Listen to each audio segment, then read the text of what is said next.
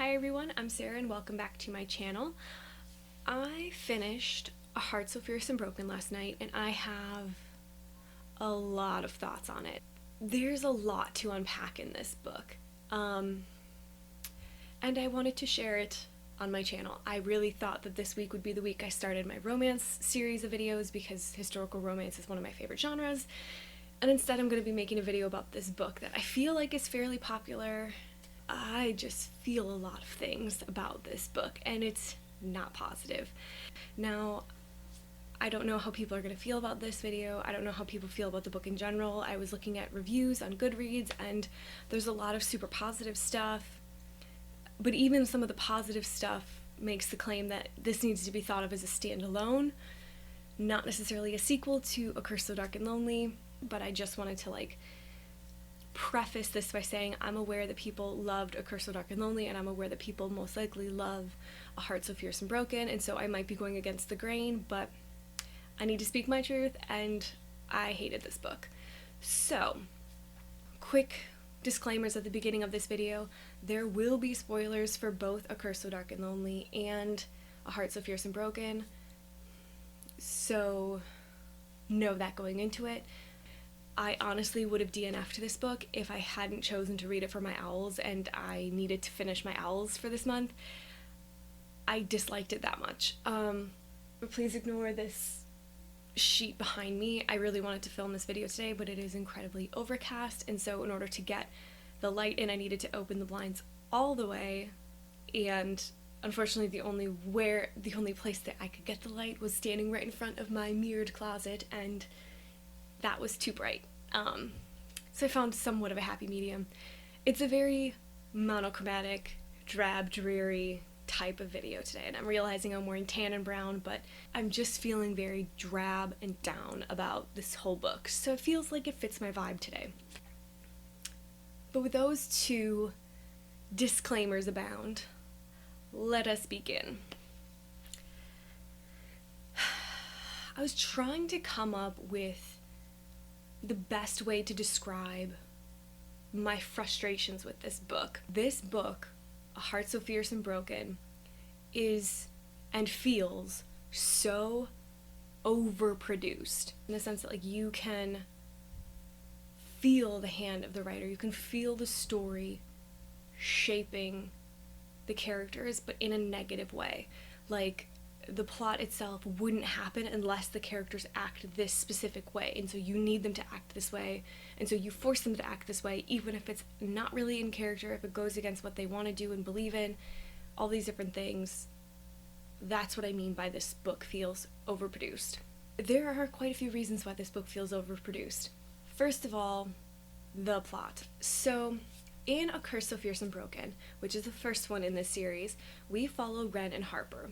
Rhen is a cursed prince who is forced to transform into a monstrous creature who ends up wreaking havoc and destruction everywhere he goes at the end of the season. And then once he dies or the season finishes, he comes back as a human and the season starts again. This happened 300 and some times before the start of the first book, and so it's assumed that this has been going on for Rhen for about 10 years or so, give or take. So the whole point of the first book is to showcase Rhen learning to be an actual ruler, because he's been wallowing in self-pity for so long, and I mean, granted, he's been tortured. There's the guilt that he harbors over the actions that the creature does that Rhen doesn't really have control over. He's done the best that he could trying to keep people safe from him without telling them that he's the creature, because that would cause even more problems. He's done the best that he could, but he hadn't really thought about any other option. Enter Harper. Now, Harper was a really great character from the first one. She cared about people, she was empathetic, she was genuine, and the whole thing is it's through her that she kind of gets Gray and Rhen to both start thinking about things differently, and the idea of just because you can't help everyone doesn't mean you can't help some people. It doesn't mean that you shouldn't try. And so it's through Gray and Harper that Rhen actively starts changing and trying and doing the best that he can, to the extent that he tried to kill himself before the curse took him over to save his people. Unfortunately, he transformed beforehand, but he was willing to sacrifice himself to save his people. And that book ends with the evil enchantress Lilith telling Grey that he is the secret other magical heir to the kingdom of Emberfall. So then we have Heart So Fierce and Broken, which takes place 4 months after the events in A Curse So Dark and Lonely. Grey has disappeared. Harper and Rhen both presume that he's dead.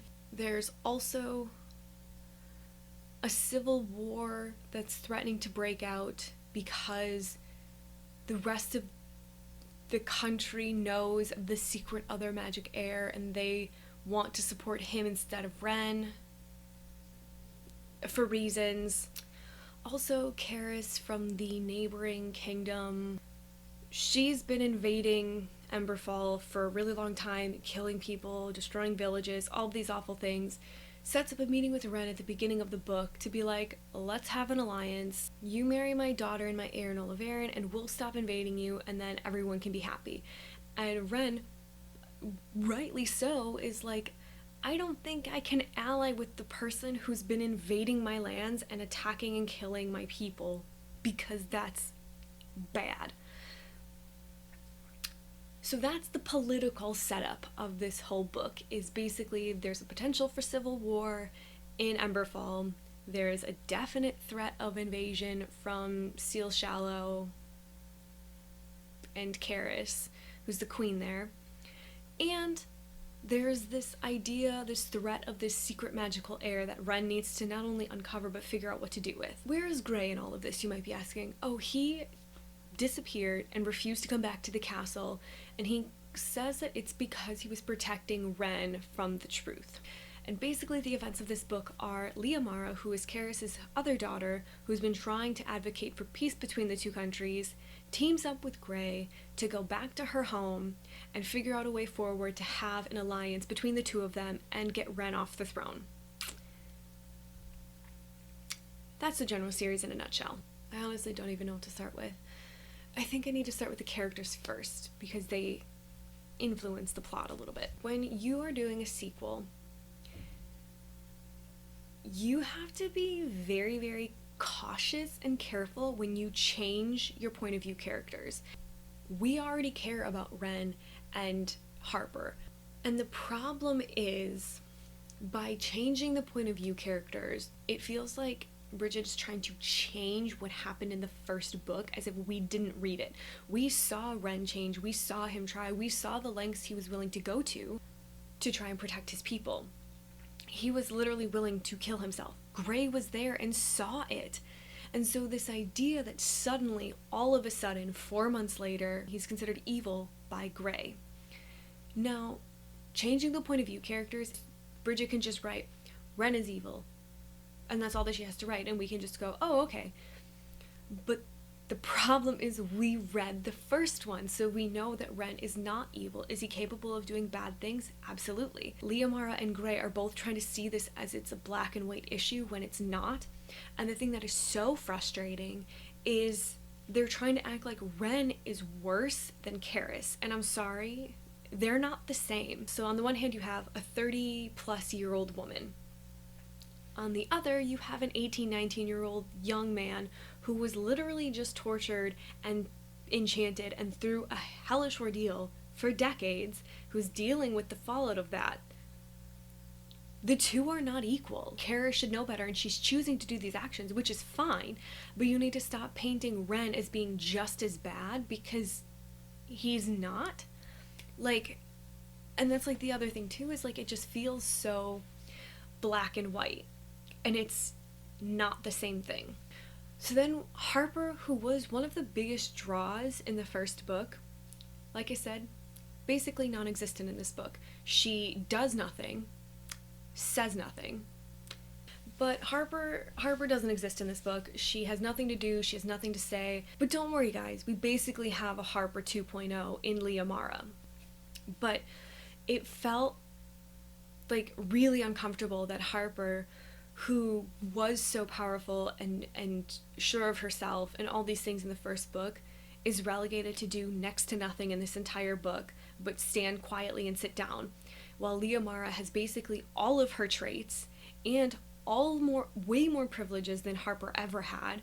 She's the daughter of the queen of Silshallow, and also Lia Mara's not that great of a character. I didn't really relate to her, I didn't really care for her. And here's an example of what I mean by it feels produced. So Lia Mara figures out that Grey is the secret other heir before Harper, before Rhen, after hearing her mother mention it like twice maybe, without knowing Grey at all, without understanding who he is as a person, without understanding his history with Rhen and what they've gone through, figures it out. I don't understand why Lia Mara figured it out and how, because it makes no sense how she figured it out, except for the hand of the writer. We needed her to figure it out because she needed to have an ally. She needed to team up and try to find a way to take over both lands, and she found it in Grey. And honestly, like, that moment was almost the moment where I stopped reading and DNF'd the book, because it was so unbelievable to me, and it felt like they were just trying to be like, look, she's really clever. And I'm like, but there are other ways to do it, especially because later on, she figures out that DC, this land that Harper and Jacob are from, doesn't really exist in the way that they've made it claim. She's like, oh, you can only get there by magic. That felt earned because she had heard Jacob talk about how he was stuck here with Noah, how Grey was the only person that could take them there, that they missed their homeland, and she kind of pieces together like, okay, so they're trapped in this place you can only access by magic. That's why there's no army, that's why there's none of these things. And that felt believable, that felt earned in a way that her figuring out that Grey was the secret magic heir did not. Now Grey. I liked Grey in the first one. I thought he was a really interesting character. I thought his complex feelings for Rhen and their circumstances was very interesting. His loyalty turned friendship. I really liked that. Unfortunately, in order to make Grey a point of view character, he had to go through some major overhauls, as in no longer caring about his relationship with Rhen, which the idea of him refusing to go and talk to Rhen about what he figured out needed more to it, because him just being like, I couldn't tell him. Why? You guys went through so much together, and you truly, like, the Grey from the first book would have gone to Rhen, faced him head on, told him what he knew, and said, you have to do what you have to do because for the good of Emberfall.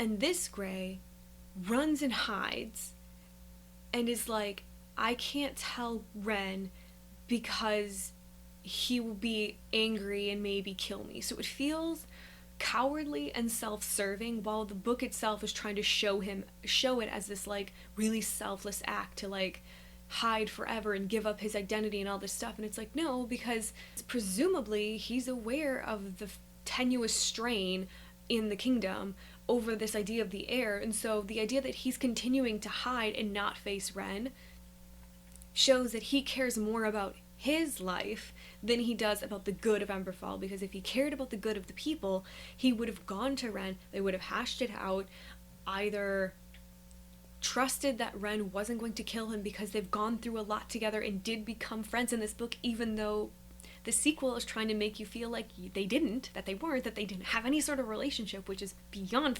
infuriating. I could never unsee that as an act of selfishness, because he's doing it all to protect himself. And while sitting there being like, Rhen's being ridiculous for being upset about this rumor, for like looking for this heir, because it's not doing any good, and it's like, wait a second, Rhen is facing actual opposition because this heir may or may not exist. This is him actively trying to find a potential political rival that either might want his throne or might be used against him or might be heralded up against him while he's trying to prepare for an invasion from Silshallow and Caris. Like, I don't understand this framework. And like I said, they had to do some major overhauls with Grey's character to make this plot work.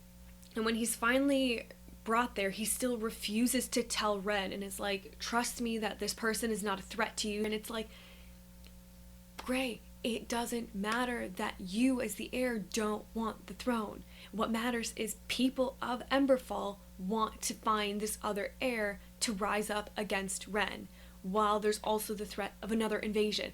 That's the big picture here, and Grey cannot see it, Lia Mara cannot see it. The only people that seem to see it are Karis and Rhen. So that's Grey. He's a very different person. He's basically unrecognizable. I don't understand him at all in this book. The actions that he does, the decisions he makes, feels overly produced, and didn't like him. Now, Rhen. Ugh. Hashtag Rhen deserved better, you guys, and I'm gonna say it. Like, he is not the greatest person in the first book, but he's trying. And the sequel acts like he didn't make any sort of effort in the first one, that he's just always been this evil, monstrous, awful man. And that's not what we saw in the first book. And so the fact that this sequel takes place 4 months later and we have no idea why things have turned out the way that they have, apart from the hand of the writer, and they're acting like Rhen is being incredibly selfish by just wanting to retain power, and it's like, there's a threat of an invasion. Like, I don't understand why they cannot remember that. Like, this is not him throwing a tantrum and being a spoiled brat. This is him being like, I need to stay king because our lands are going to be invaded by Queen Karis. And this book, and Grey and Lia Mara seem to keep forgetting that, and they just keep talking about how Rhen would do anything to keep his throne, and it's like, but the circumstances are vastly different. Like, they're not circumstances that any person would want to find themselves in, facing a civil war and an outside invasion. Like, and literally everything that we saw Rhen do and go through all his development in the first book is not only erased in the sequel, it's acted as if it never happened in the first place, and it makes no sense because the book has put Rhen in this position of fighting a civil war and an invasion and the betrayal of one of the people that he trusted more than anything. Like, there's a lot that's going on with him, and again, he is 18 or 19 years old. Like, yes, he did decades as the creature, but ultimately, he's still pretty young. It's as if Grey has completely forgotten all that Rhen did and tried to do in the first one, and I don't understand. And it's really, really frustrating because there was a way to make this work without completely avoiding the first book in the series. The sequel only works by changing almost everything that we know about the characters from the first book, and I don't like it. So then I need to talk a little bit about the romance situation. Now, in A Curse of Dark and Lonely, it kind of set up a potential love triangle between Grey, Harper, and Rhen. Now, in this sequel, Harper and Grey's relationship is mentioned and commented upon because it was a very prominent part of the first part of the book, because Harper was kind of present, but then it's almost as if as soon as she disappeared, as soon as they stopped writing about her, Grey forgot she existed and all of a sudden was like, oh, I'm really into Lia Mara. Their relationship did not feel earned really at all to me. It had the same exact feeling of Grey and Harper's relationship from the first one, and if you wanted to show the similarities, that's fine, but it just felt like Grey upgraded from Harper to Lia Mara, and I don't like that. Like, I just, it sits really wrongly with me, and I don't enjoy it. Okay, I'm gonna have to talk about the ending. After spending the entire book getting to the court of Silshallow so Lia Mara and Grey can present their alliance to Queen Karis tells Grey that he needs to prove his loyalty to Silshallow and kill a traitor. The person he's supposed to kill is Lia Mara. So Queen Karis was willing to kill her daughter because she needed Grey to prove that he was loyal. And Grey, instead of killing Lia Mara, transports them to a different world, and when they come back, Lia Mara throws a knife at her mother and kills her. And Lia Mara, as much as she was like, oh, we need to do peace, we can't just fight everybody, killed her mother in cold blood to try and save Gray. How is that not selfish too? Like, it's so bizarre because she becomes queen because of it, because the rules in their kingdom are if someone kills the reigning monarch, they just become king or queen. So she's rewarded for her act of aggression. And then her and Gray decide they're going to need to march on Rhen and fight him. And the book ends with Gray returning to Rhen, and Rhen being terrified and shaken and looks awful. And Gray basically gives Rhen 60 days. And he's like, you have 60 days to stand down or we are going to march. And then we cut to Ren's only point of view, where he apparently has decided to team up with a Lilith to take down Gray. That makes even less sense than anything else that's happened so far in this novel. So, I didn't like the characters, I didn't like the romance, I didn't like the ending. And the biggest issue, and like another big issue I had with it, is that like it's a sequel not feeling like a proper thing. And some of the reviews I saw were like, I needed to think about this as a separate entity and not a sequel to A Curse So Dark and Lonely. And then they were like, oh, it was really good when I thought of it that way. But it's not meant to be a standalone, it's meant to be a sequel, and it's so unearned. Everything in it feels unearned. I don't understand Gray's reasoning for not talking with Rhen. It doesn't feel in character for him. It doesn't feel warranted. It doesn't feel like we should celebrate the fact that he chose to hide and not face the reality at the expense of other people. And yet Rhen, because he's trying to find this answer, is the bad guy. And I don't understand the framing of this. I don't understand the point of it. Lia Mara and Gray at the end of the novel basically have an entire kingdom, still shallow, because everybody in the kingdom loves Lia Mara, so there's no opposition that they face when she becomes queen. Gray has a really firm grasp on his magic, so they now have magic on their side. They have everything on their side, and then we go to Rhen, who has no one but Harper, who is fighting a civil war in his kingdom. People don't even like him, which I could understand, but like it was really glossed over any real issues that they've had. Like, and I don't like the framing of this book as in Lia Mara and Gray are the only options, that they're the true rulers, because I don't want them on the throne. I don't want them to win because I don't feel like it's earned. Like, I don't feel like anything they did was earned, and I don't like that they're better than Rhen because they're thinking of the good of all people, when I'm like, Rhen was thinking of the betterment of his people, you know, the people that Queen Karis slaughtered in the street, like, and Rhen was doing the best he could in a shitty situation where there was no right answer here. The right answer was Gray comes forward, tells Rhen the truth, and they work something out together. But I'm fully expecting a lot of people to love this book because it can, like, some people might really like this turn. I just think that if you were going to go this route,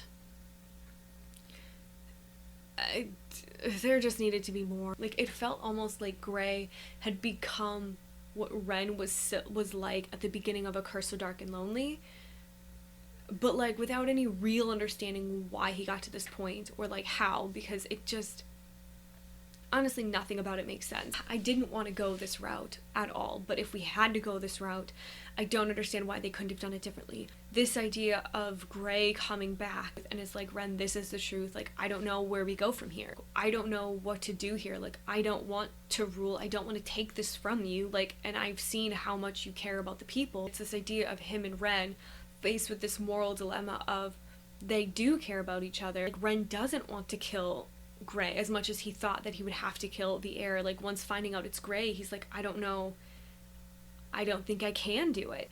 And then Rhen, in a moment, or potentially because of Harper, decides to let Gray go, and he's like, I don't know what I'm gonna do with my people, but I want you to go and live the life that I said that I wanted you to live and not be stuck here with me. You go, you get out of here, like, it's fine. And then on his travels away, he ends up running across Lia Mara, who's on her way from Rhen, and she's like, Rhen is awful, and he refused to speak with me, he refused to even entertain a treaty. Lia Mara being like, my mother wants like these waterways, like all these things, and Gray being like, Rhen is doing the best that he can. Like, he's facing a civil war because of this unknown heir. He's trying to protect his people, and it's this weird mesh of wills where they both think the best in their prospective rulers, but they're working together because Lia Mara needs help to get back to her place, or back to her kingdom. Gray goes with her, and like while they get to know each other, like that's when the feelings start to develop, and Gray is faced with this choice of like, if I continue on with her and if I do this, I'm betraying him in a way that I don't think we'll be able to come back from, even though I have no interest in teaming up with her, even though I have no interest in joining her and attacking Rhen. I don't know how he's going to take this any other way. And it's this moral dilemma of him having really strong feelings for this Lia Mara without wanting to ruin the relationship he has with Rhen.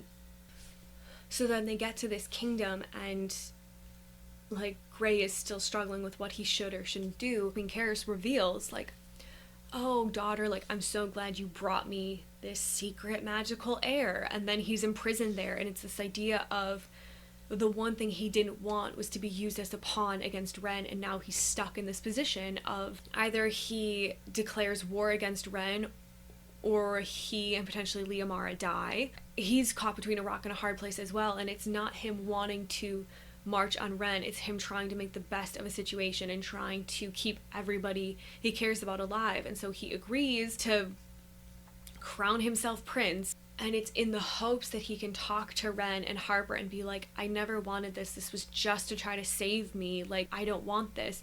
Just this idea of like, this isn't what Gray wanted at all, and this isn't what Rhen wanted, this is what Karis wanted. And it's those two working out something together to be like, what do we want? They work together at the end to come up with a solution that's best for Emberfall, that's not doing whatever Queen Karis wants, it's not just doing what's best for Still Shallow, because Emberfall is still their priority.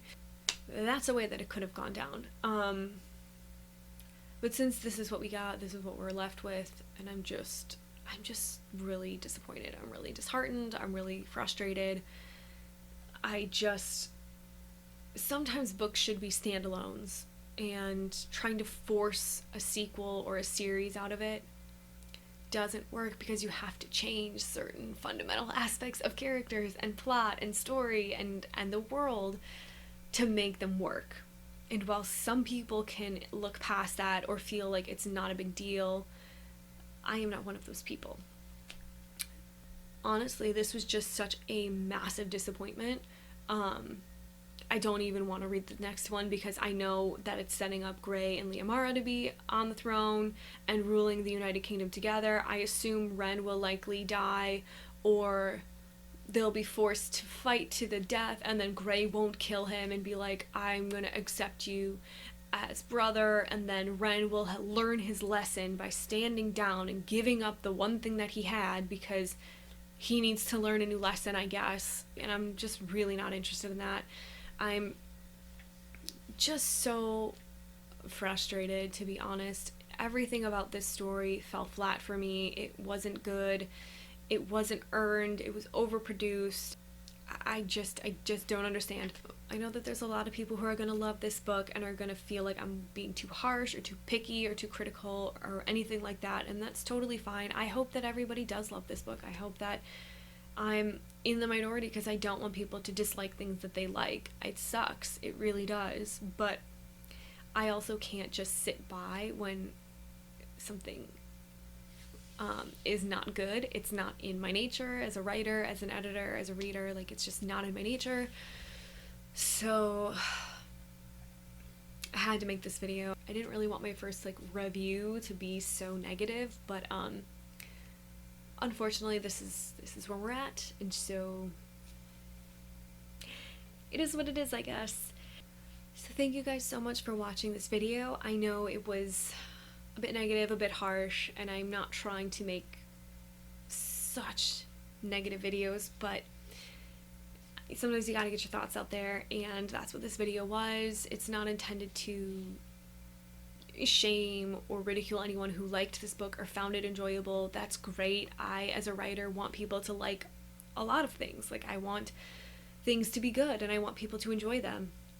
This was just neither to me, but reading is fairly subjective, so like my opinion is not to invalidate anyone else's, and I hope that it didn't do that. But thank you guys so much for watching, and I will talk to you guys soon.